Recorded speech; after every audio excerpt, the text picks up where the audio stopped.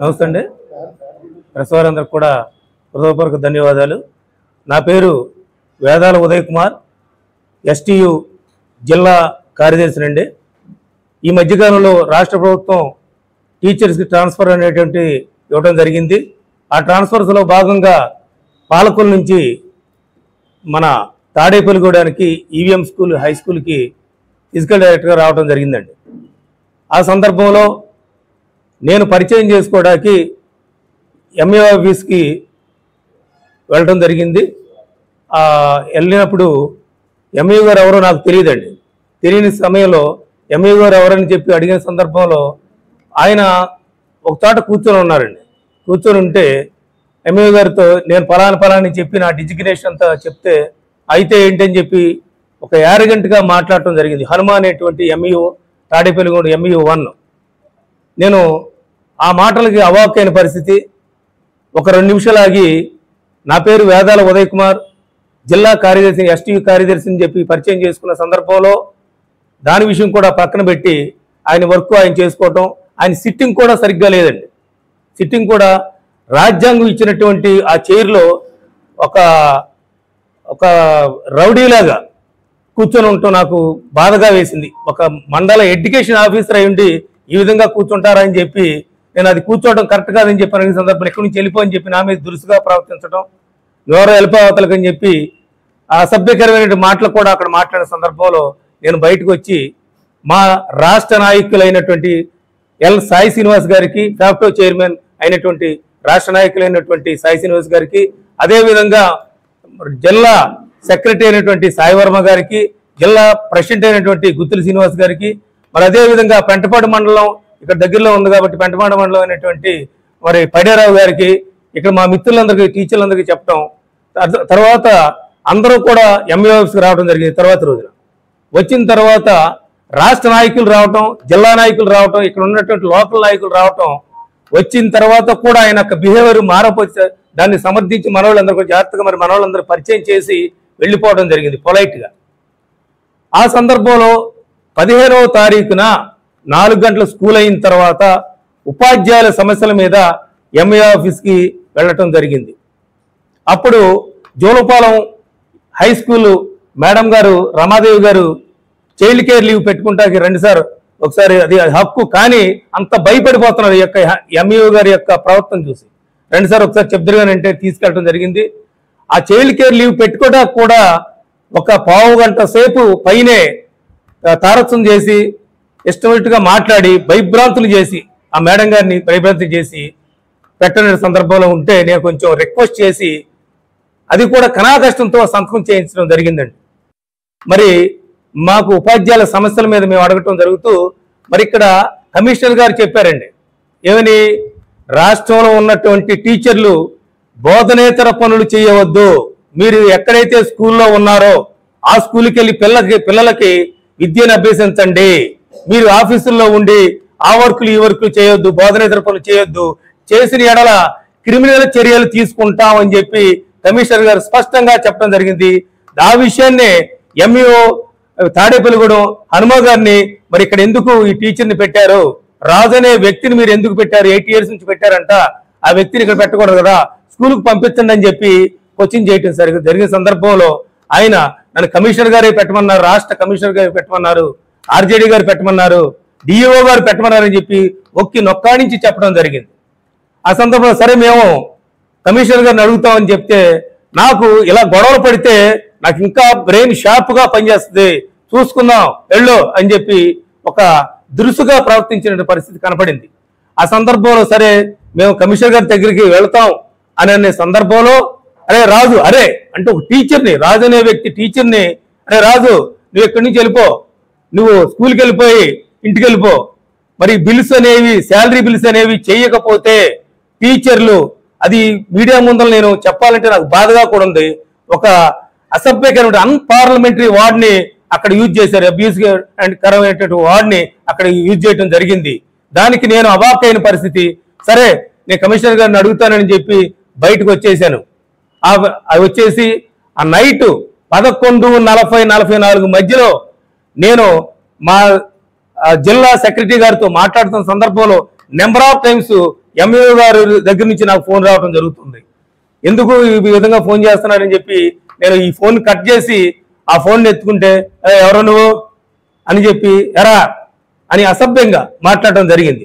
మాట్లాడినా కానీ నేను పలాని వేదాల ఉదయ్ కుమార్, నేను వేదాల ఉదయ్ కుమార్ అంటే ఎవరు నువ్వు, వేదాల వెంకట అంటే ఎవరు నువ్వు అని చెప్పి దాన్ని వక్రీకరించి మాట్లాడుతున్న సందర్భంలో నేను ఎస్టీయు జిల్లా కార్యదర్శిని వేదాల ఉదయ్ కుమార్ నువ్వా అని చెప్పి పెట్టివేయడం జరిగింది.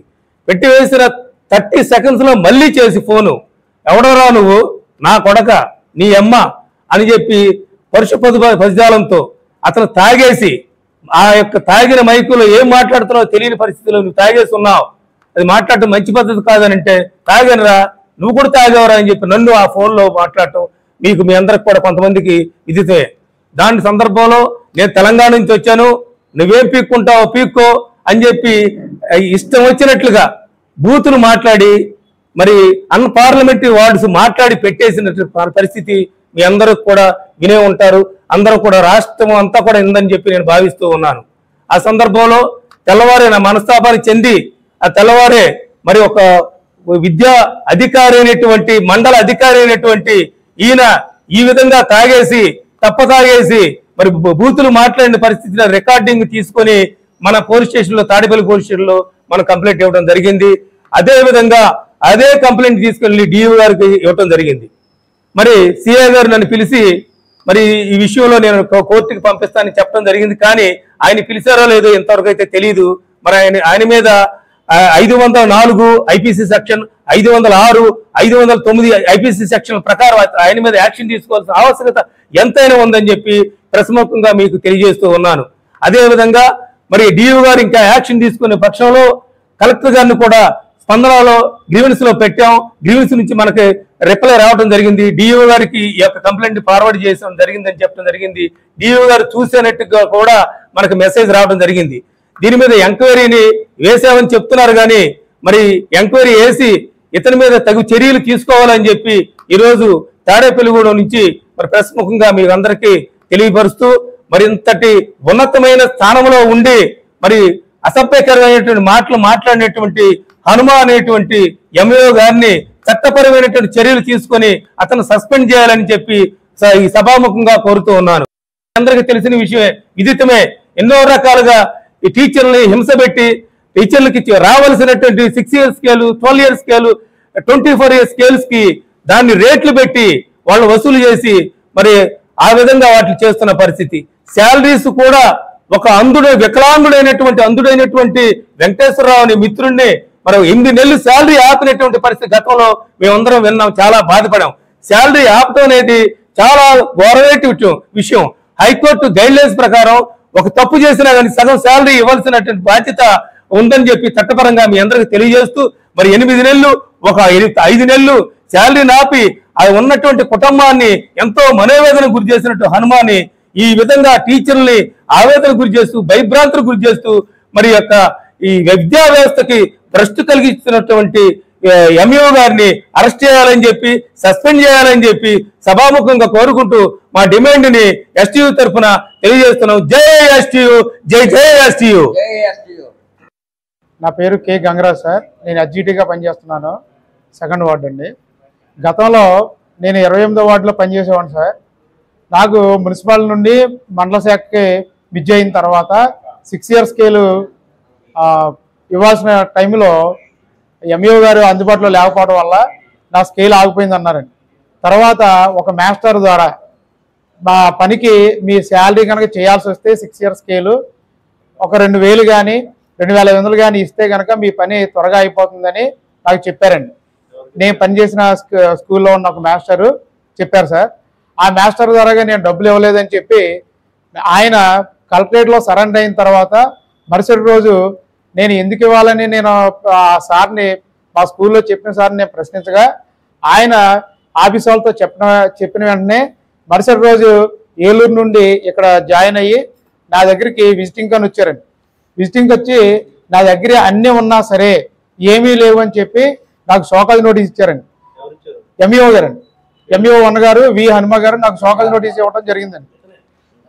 షోకాజ్ నోటీస్ ఇస్తే ఏంటి సార్ నేను ఏం తప్పు చేశానని అడిగితే సిఆర్పి క్లాసు బయట నుండి వీడియో తీయడం కూడా జరిగిందండి. పిల్లలతో నేను క్లాస్ చెప్తూ ఉండగా సైలెంట్గా వచ్చి వీడియో తీస్తున్నారంటండి. పిల్లలు ఏంటి సార్ ఎవరో వచ్చి వీడియో తీస్తున్నారు ఏంటని అడగగా నేను కిటికీ వైపు చూస్తే ఒక సిఆర్పి ఉన్నారండి అక్కడ. ఆ సిఆర్పి గారు వీడియో తీస్తూ పిల్లల్ని నోరు ఇలా కట్టి మీరు మాట్లాడొద్దు అని చెప్పి వాళ్ళని బెదిరించారండి. అప్పుడు హనుమ గారు వచ్చి విజిటింగ్ అని వచ్చి నన్ను క్లాస్ చెప్పాలంటే నేను క్లాస్ చెప్తాను సార్, ఏ టైంలో ఎక్కడ చెప్పాలో చెప్పండి సార్ నేను చెప్తాను అనగా, నువ్వు క్లాస్ చెప్పొద్దు నేనే పిల్లల్ని ప్రశ్నిస్తాను, వాళ్ళ యొక్క విద్యాభ్యాస లెవెల్ ఎంత ఉందో నేను ప్రశ్నిస్తానని చెప్పి అడగగా పిల్లలందరూ కూడా మంచి రెస్పాన్స్ ఇవ్వగా ఒక పాప ఏమైందంటే బటర్ఫ్లై స్పెల్లింగ్ అడిగినప్పుడు బటర్ఫ్లై అనే స్పెల్లింగ్ కూడా కరెక్ట్గా చెప్తే నువ్వు తప్పు చెప్పావు అని ఆ పాపని ఎదిరికించినప్పుడు ఆ పాప ఏడ్చుకుంటూ వెళ్ళి స్కూల్ అయిపోయిన తర్వాత వాళ్ళ నాన్నగారిని తీసుకొచ్చారండి. తీసుకొస్తే వాళ్ళ నాన్నగారు ఎంబీఓ గారితో గొడవ కూడా పడటం జరిగిందండి. ఈ సార్ వచ్చిన తర్వాత మా పిల్లలు బాగా చదువుకుంటున్నారు, మీరు మా పాప చెప్పిన ఆన్సర్ కరెక్ట్ అయినప్పటికీ మీరు తప్పని చెప్పి ఎందుకు చేశారు అని ఆయన ప్రశ్నించగా అదంతా మనసులో పెట్టుకొని నేను ఆయన వచ్చిన వెంటనే నేను లేవలేదండి, నేను ఆయనకు రెస్పెక్ట్ ఇవ్వలేదని ఆయన నా వెనక కళ్ళారు చేశారండి. అట్లాప్పటికీ నేను హ్యాండిక్యాప్డ్ సార్, మీరు వచ్చినప్పటికీ కాలు తిమ్మిరెక్కేసింది, కింద కూర్చొని పిల్లలతో పాఠాలు చెప్తున్నాను, ఒకేసారి లేవాలంటే బెంచి పట్టుకొని లేవాలి సార్, అందువల్ల లేట్ అయిందని చెప్పినప్పటికీ ఒక అధికారం వస్తే నువ్వు వెంటనే లేవలేవా, నీకు అంత పొగరా అని నన్ను ప్రశ్నించారండి. అయినప్పటికీ నేనేం బాధపడలేదు సార్. ఇది మొత్తం కారణం ఏంటి అంటే జీతం చేయడానికి 6 years చేయడానికి కమిషన్ ఇవ్వలేదనేటువంటి భావంతో నాకు షోకాజ్ నోటీస్ ఇచ్చారు సార్. నేను ఆయనతో గొడవ ఎందుకని మళ్ళీ ఆయన ఆఫీస్కి వెళ్ళి మళ్ళీ గొడవ పడటం ఎందుకని పోస్ట్ ద్వారా పంపించగా పోస్ట్ ద్వారా తీసుకొని మళ్ళీ నేను ఈ షోకాజ్ నోటికి సాటిస్ఫై అవ్వలేదని చెప్పి మళ్ళీ సెకండ్ మెమో ఇచ్చారు సార్ నాకు. అప్పుడు నేను మన శ్యామ్ సుందర్ గారు అనేటువంటి ఏసీపీ గారితో మాట్లాడగా ఆయన ప్రవర్తన అలాగే ఉంది అని చెప్పినప్పటికీ నా దగ్గర ఏమీ లేవని మళ్ళీ రాశారు సార్. అప్పుడు నేను విత్ జిరాక్స్తో అన్ని ప్రూఫ్లు పెట్టి డిఓ గారు వెంకటరమణ గారు సబ్మిట్ చేయగా ఆయన ఎంక్వైరీ అని చెప్పి భీమవరం డిఓ గారిని పంపించారు సార్.